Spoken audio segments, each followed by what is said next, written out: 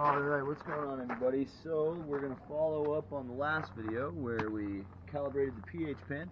We're going to go ahead and mix up some nutrients for the flower room. Now I'm going to use a synthetic nutrient line today. It's just the Flora Grow series. If you've ever used it, it's just a cheap, basically just a cheap nutrient line from General Hydroponics. It works pretty well. But you have to be careful with the pH on this. If you have this stuff or you're thinking about using it, do not mess around on the pH on this. You will cause a lockout on your plants quick. So, with this nutrient line, it's important to add the Flora Micro first. Now, also, I've been told to add the silica first. We're just going to basically read the labels on these and add it to our 5-gallon bucket.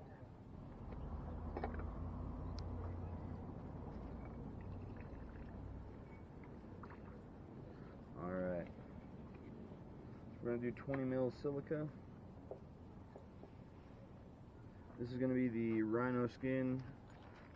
It's from Advanced Nutrients. Alright, now Flora Micro first. I'm in Heavy Bloom Ripening Flora Micro. This is 2 teaspoons per gallon, so that's 10 milliliters per gallon. I'm doing 5 gallons, it's 50 milliliters.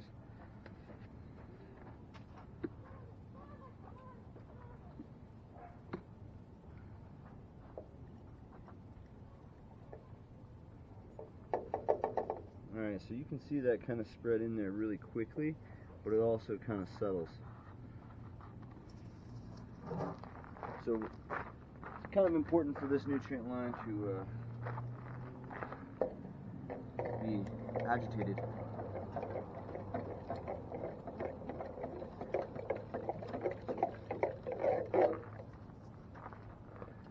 It's also important not to mix the concentrated form.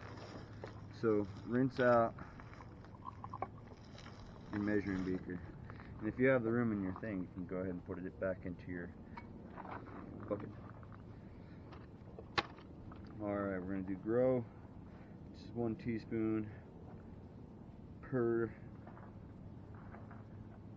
gallon, which is 5 milliliters, 5.5, 25 milliliters. Always shake up your nutrient bottles anytime you're using any nutrient.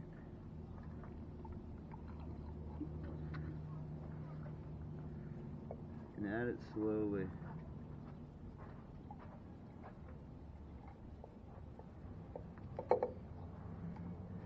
We want to add this slowly. Like I said, this nutrient line has a tendency to cause lockout if you're getting too crazy with it.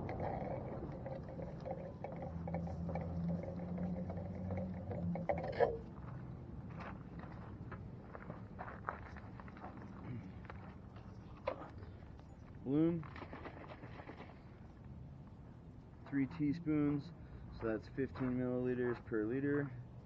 15 times 5, so 15, 30, 45, 60, 75 milliliters.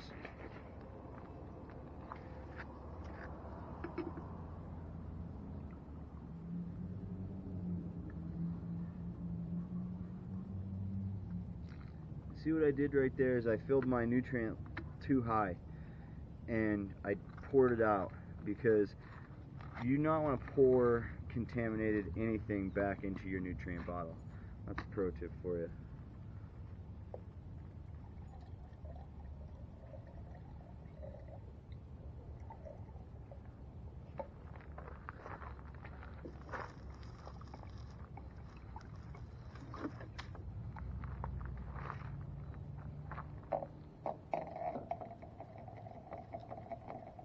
Bloom's done. Now we got the liquid cool bloom. It's a 0-10-10. Really going to help that flower. 1 teaspoon per gallon, so 25 milliliters.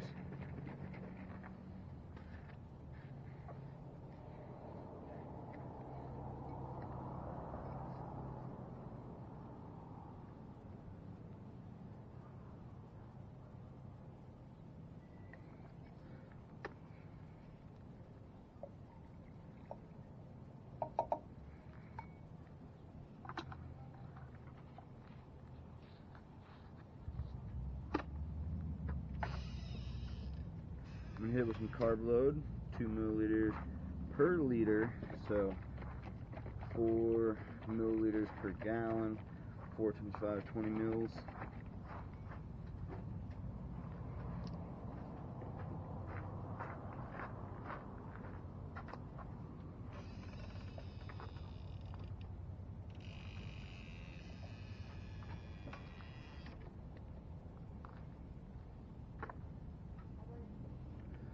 And I'm going to hit it with this Mad Farmer B1.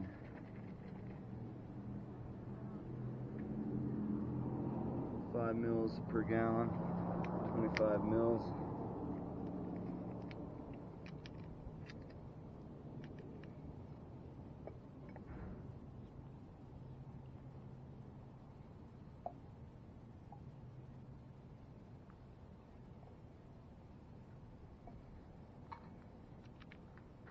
So go ahead and make sure it's really mixed in. Okay.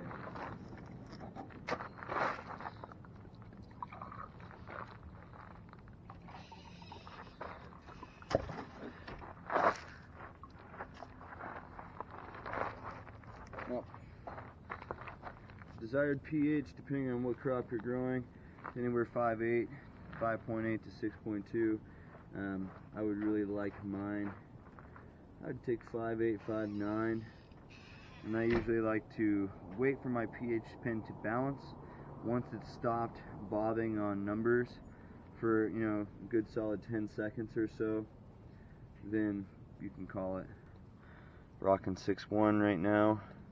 You play with pH down. If you want to go very slowly, and usually I'd like to have like a pipette. Since I don't at the very second, I'm just going to use a little bit in my cap. And then add little bits at a time until you get your desired range. Every grower is going to be different. Now, one thing to realize when you're messing with pH is going to increase by 1,000 for every, from pH 6 to pH 7, it's a 1,000 times difference in strength. So it's a very big difference. A little bit happier with that. I'd like to see it go 5.9. I'll just keep going.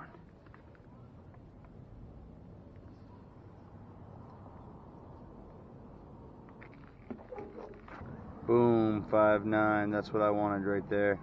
Like I said, this is my preference. So play with it slowly, mix your nutrient thoroughly, make sure your pH tester is calibrated, and start slow with your nutrients. I'll do another video about parts per million next, so that'll give you a little bit more information on how to mix your guys' nutes, and I'll also give you a flower room update after when I water with this.